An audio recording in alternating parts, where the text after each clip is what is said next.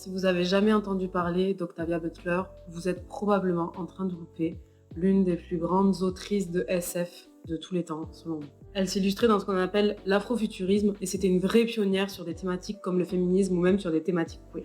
Elle a su trouver dans la SF une voie propice à l'émancipation et récemment, ses œuvres sont republiées, voire même retraduites chez les éditions Au Diable Vauvert. Et d'ailleurs, il nous les réédite avec une DA qui tue, donc aucune excuse pour pas aller découvrir cette autrice.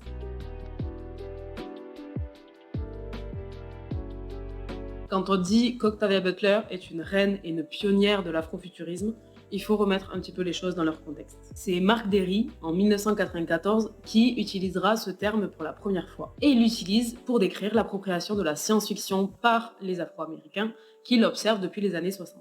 C'est d'ailleurs un concept décolonial dès les années 90, puisque ça porte un regard sur l'avenir des afrodescendants. Même si on reste dans une certaine nuance, parce qu'aujourd'hui c'est quand même un concept qui est remis en question par certains chercheurs, Octavia Butler elle s'est quand même inscrite dans ce mouvement et dans ce courant dès les années 70, dès son apparition, puisqu'elle utilisait la science-fiction pour renverser tout type de système de domination dans ses écrits. Si elle choisit la science-fiction pour transmettre ses messages, c'est qu'elle voit dans ce genre la possibilité de se servir de son vécu pour imaginer un meilleur futur pour les afrodescendants. À la base, Octavia Butler, c'est une petite fille noire, pauvre, et descendante d'esclaves, il faut pas l'oublier. Et d'ailleurs, c'est en regardant une sorte de navet de la science-fiction, un film qui s'appelle La Martienne diabolique, qu'elle va choisir de s'illustrer dans ce genre, parce qu'elle s'est dit, et selon ses propres mots, « Seigneur, je peux écrire une histoire meilleure que celle-ci, dire que des gens ont été payés pour faire ça. » Et dans la naissance de cette impulsion créatrice, elle voit déjà l'importance de voir des personnages noirs vivre des aventures, et pas seulement des aventures qui seront liées à l'esclavage ou à leur couleur de peau. Elle voit l'importance de faire d'un personnage noir le représentant de l'humanité. Et en fait, c'est clairement cette vertu émancipatrice et transgressive qui fait de la SF une voie royale pour traiter ce genre de problématiques. Et c'est d'ailleurs complètement ce qu'elle fait dans sa trilogie qui s'appelle Geonosis.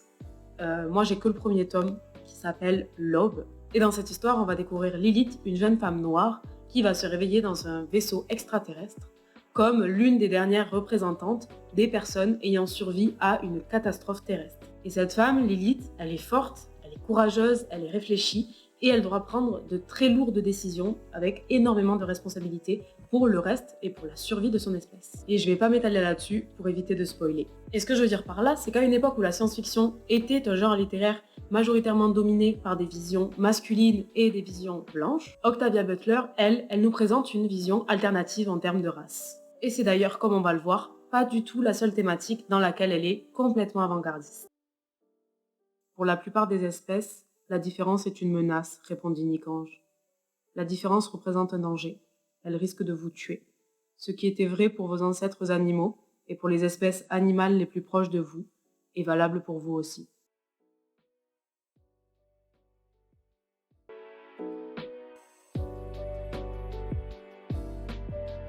Dans Geonosis, dont on vient de parler, il faut savoir qu'il y a aussi beaucoup de sujets qui vont être sous-jacents à celui de la race. On explore des thématiques écologiques, mais aussi et surtout des thématiques comme le genre et sa performativité à travers des personnages qui vont être genderfluid. Et si son œuvre a été remise au goût du jour par des autrices modernes féministes, il faut savoir qu'elle s'inscrit très largement dans une dynamique féministe et même queer.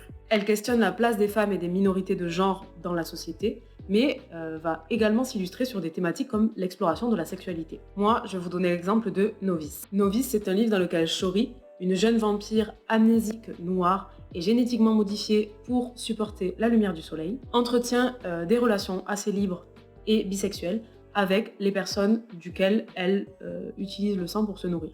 On y dépeint des relations de dépendance qui vont être choisies et non subies. Et c'est une caractéristique qui va être hyper particulière et qui va complètement foisonner les relations entre les personnages sans forcément les borner ou les freiner et les assigner à une étiquette particulière. Avec Butler, on est vraiment sur une science-fiction qui véhicule une forme de sensibilité queer. Et d'ailleurs, de manière générale, c'est un genre qui est vraiment assez propice pour ça. Ses écrits, ils portent directement les marqueurs d'une forme de déconstruction sociale du genre, directement dans la structure, et surtout, ils mettent en scène des personnages qui sont être assez marginaux. C'est d'ailleurs un moyen qui permet de réinventer ou de se défaire de systèmes d'oppression assez classiques, qu'ils soient économiques, sociaux, patriarcaux ou même hétéronormés. D'ailleurs, quand on regarde la chose assez simplement, dans tous ces livres, le personnage principal est une jeune femme noire. Et elle le dira d'ailleurs elle-même, la science-fiction était l'un des seuls genres dans lesquels elle pouvait imaginer qu'une femme noire soient à la même position et tiennent une position d'égalité face à un homme blanc. Bref, Octavia, ce qu'elle fait, c'est qu'elle nous montre que oui, même dans les années 70 ou dans les années 80, la SF, elle peut être queer, elle peut être féministe, elle peut être engagée et elle peut être profonde. Et elle nous montre aussi et surtout que oui, les femmes noires ont leur place au premier plan d'un récit de fiction, mais qu'elles ont aussi leur place derrière la plume qui les écrit. Je me réveillais dans les ténèbres, j'avais faim, terriblement faim, je souffrais. Il n'y avait rien d'autre dans mon univers que faim et douleur, pas même le souvenir d'autre chose. J'étais étendue sur une surface dure, inégale, qui me faisait mal. Une source de chaleur dont j'ignorais la nature me brûlait le flanc. Je m'en écartais, me traînant lentement jusqu'à ce que je trouve de la fraîcheur, moins de dureté, moins de souffrance.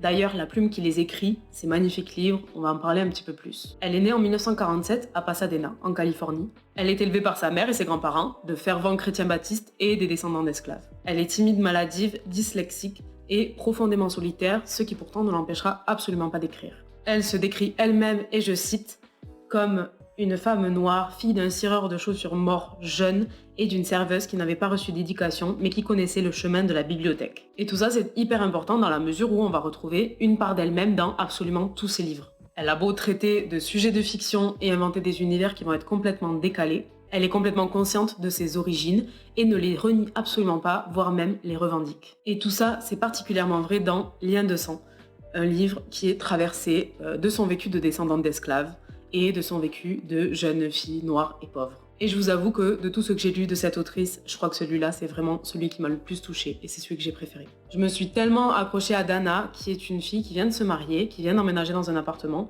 lorsqu'un jour, elle disparaît momentanément de son salon pour réapparaître quelques instants plus tard sur les traces de ses ancêtres il y a des années de ça, au temps de l'esclavage, dans une plantation du sud des États-Unis. Et peu importe les œuvres de Butler dont on parle, toutes ces héroïnes, elles gardent une trace qui est très marquée de tout son vécu. Elle écrit complètement tournée vers l'avenir, avec les changements et les possibilités qu'on peut entrevoir grâce à la science-fiction. Pour autant, elle a toujours un pied dans le passé et elle n'oublie absolument pas d'où elle vient. Elle cherche à aller plus loin que la violence d'un héritage qui l'a construite mais qui ne l'a absolument pas détruite.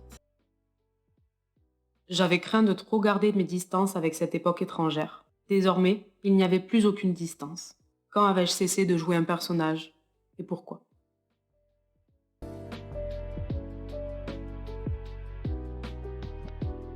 Si je vous fais cette vidéo aujourd'hui sur Octavia Butler, c'est qu'elle a encore une très forte résonance, je trouve, avec énormément de sujets et de préoccupations actuelles. Pourtant, tous ces textes, ils ont été écrits dans les années 70 et 80, donc c'est assez étonnant.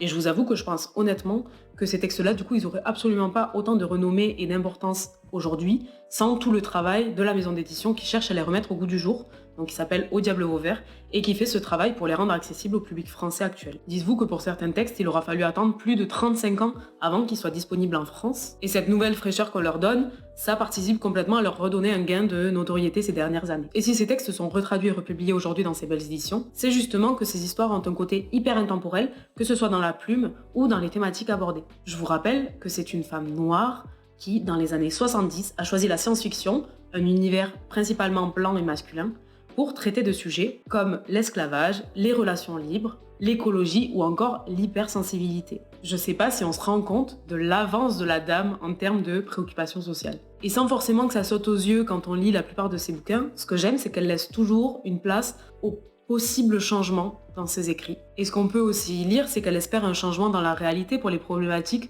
auxquelles elle s'attache. Un changement pour les conditions de vie des personnes noires, des femmes et même en général des minorités.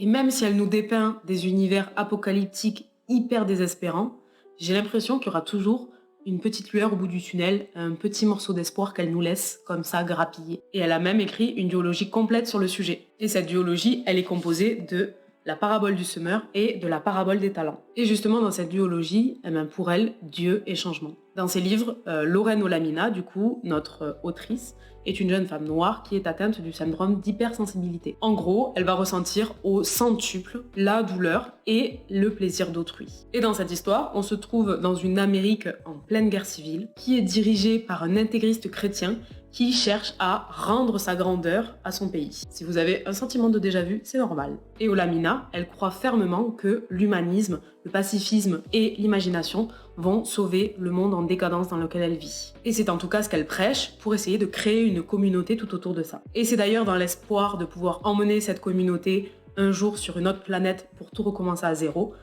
que se base cette quête et la quête de ce personnage principal. On est sur un très beau message d'espoir, je trouve. Et ce qui est assez drôle, c'est qu'en 2021, la NASA a rendu hommage à cette autrice, donc à Octavia Butler. Et pour rendre honneur à son message et au message d'espoir qu'elle dissipe, ils ont choisi de donner son nom au site d'atterrissage du rover Perseverance, qui se situe sur Mars. Je trouve que c'est un très joli clin d'œil. Les gens mettent le feu comme ils l'ont fait chez nous, pour mobiliser les voisins et en profiter pour entrer dans les maisons. Ils mettent le feu pour se débarrasser de leurs ennemis personnels ou de ceux qui ne sont pas de leur race ou de leur clan. Ils mettent le feu parce qu'ils sont frustrés, en colère, désespérés. Ils n'ont pas le pouvoir de se sortir de la misère, mais il leur reste celui de faire mal aux autres. On n'est plus une nation ni rien depuis belle lurette, mais je suis heureuse qu'on soit encore dans l'espace. Quand on vit dans une fosse sceptique, on peut rêver d'habiter le ciel, non ? Bref, on en a fini pour cette petite vidéo sur Butler. J'espère que ça vous aura donné envie de découvrir ou de redécouvrir, pour ceux qui la connaissaient pas, cette très grande dame de la science-fiction futuriste afroféministe. Moi, j'attends avec très grande impatience que le reste de son œuvre soit traduite. Les éditions Diable Vauvert, si vous m'entendez, on vous attend. Si vous voulez aller plus loin pour découvrir cette autrice, je vous mets en lien dans la description les ressources que j'ai utilisées pour faire cette vidéo. Et je vous joins également aussi le petit lien des éditions Au Diable Vauvert qui font un travail assez incroyable, que ce soit pour cette autrice-là, mais également pour tout le reste de leurs publications. Moi, je vais vous conseiller en particulier une vidéo qui a été publiée sur la page de France Culture, dans laquelle on a plusieurs personnes qui reviennent du coup sur cette autrice, et notamment l'une des personnes qui travaille dans la maison d'édition qui édite son œuvre. Je trouve que ces personnes arrivent à parler assez magnifiquement de cette autrice et de tout ce qu'elle a pu faire et de tout ce à quoi elle se rapporte. Nous, on va se laisser ici pour aujourd'hui et on se dit à la prochaine. Des bisous!